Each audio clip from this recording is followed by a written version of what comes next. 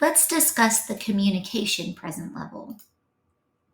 For students with complex needs that are participating in the alternate assessment, they're likely to need communication supports that go beyond that of their peers. And this goes beyond articulation and language. Communication is about how you interact with your peers, sustaining conversations, and maintaining relationships. This might also fall under adaptive skills. So we need to make sure we're addressing communication even if they don't receive SLP services. So, what happens when my student has communication needs based on eligibility, but they're not served by a speech language pathologist?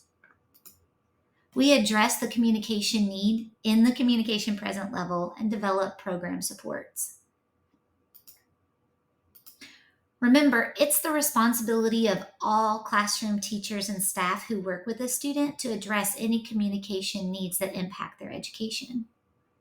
Let's also think about the alternate assessment participation guidelines.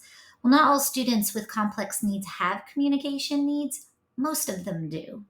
The Learning Characteristics Inventory actually has 4 questions devoted just to communication. Communication is often affected by cognitive functioning and adaptive behavior. So, if the student otherwise qualifies for alternate assessment, it's important that the ARC at least discuss communication during the meeting.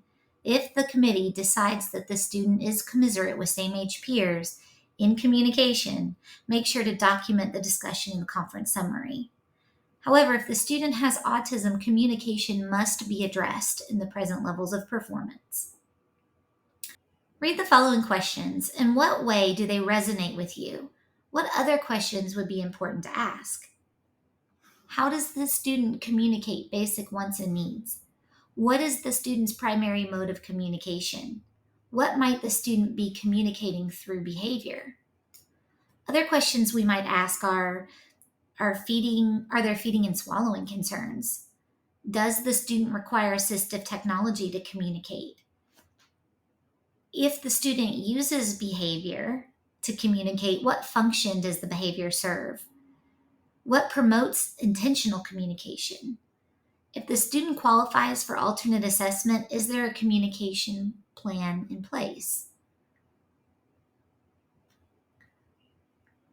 So let's give an example. If a student uses aggression, like pinching, biting, hitting, to communicate task avoidance at 40% of all work opportunities, and currently he uses a switch 0% of the time to request a break, a good goal might be, presented with a work task, Jim will activate a single output switch to indicate the need for a break 40% of opportunities as measured by frequency count.